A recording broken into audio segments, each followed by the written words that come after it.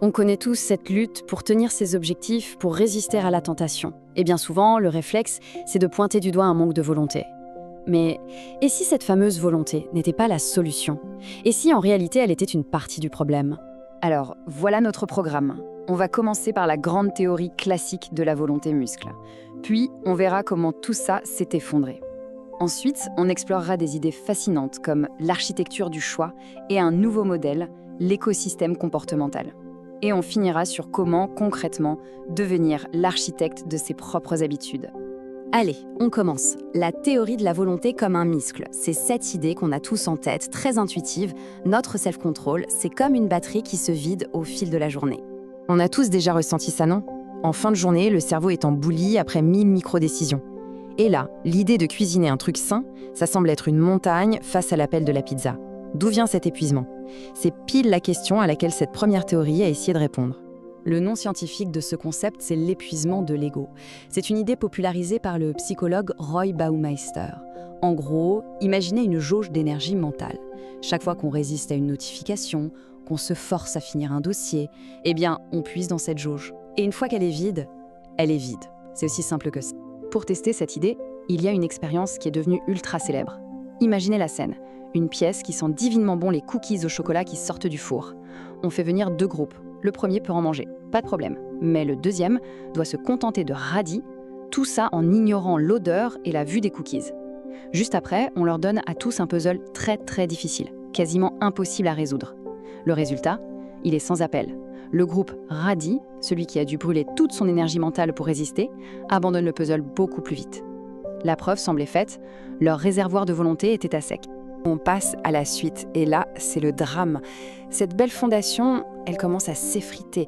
Cette théorie si séduisante a commencé à montrer de sérieuses, très sérieuses fissures. C'est la question qui a tout fait basculer. Une question toute simple, mais brutale. Et si tout ça était faux?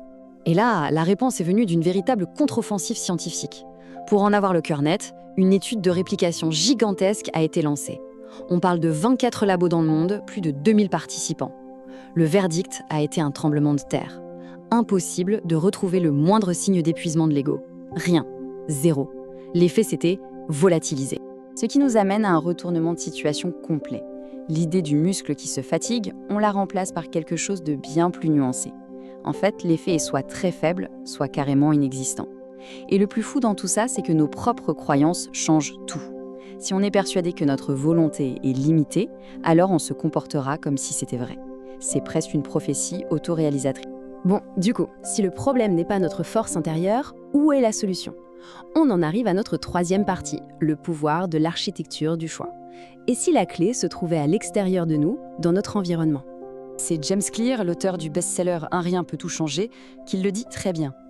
L'environnement est la main invisible qui façonne le comportement humain. L'idée, c'est d'arrêter de se battre de front et de plutôt réorganiser le terrain de jeu à son avantage.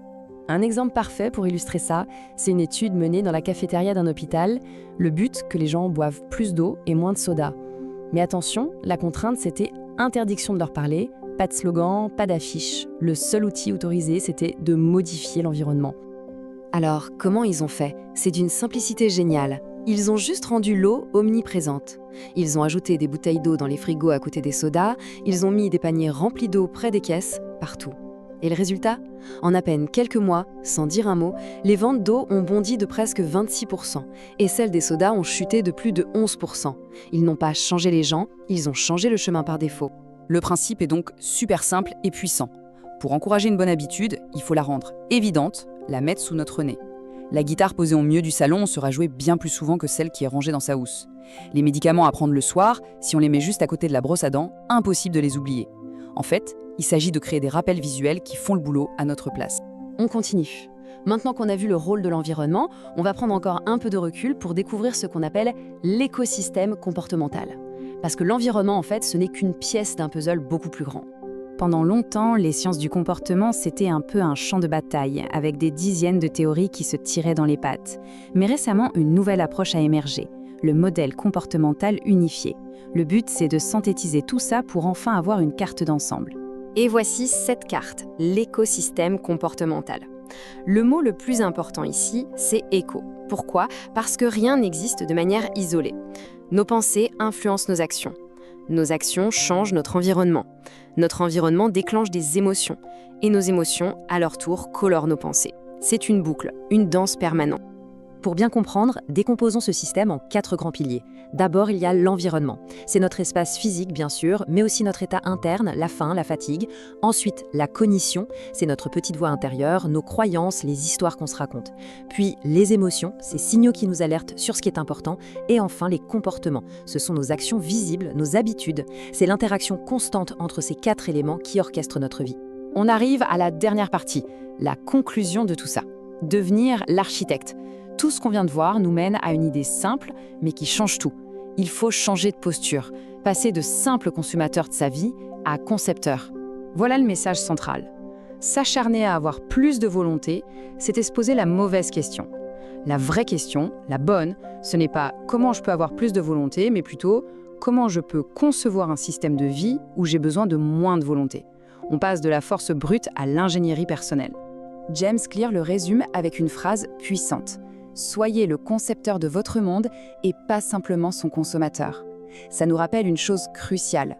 L'environnement dans lequel on vit par défaut, il a été conçu par d'autres, souvent pour leurs propres intérêts. Reprendre le contrôle, c'est commencer à le modeler pour nos propres objectifs. Ce qui nous amène à la question de fin. Pas besoin de tout révolutionner d'un coup.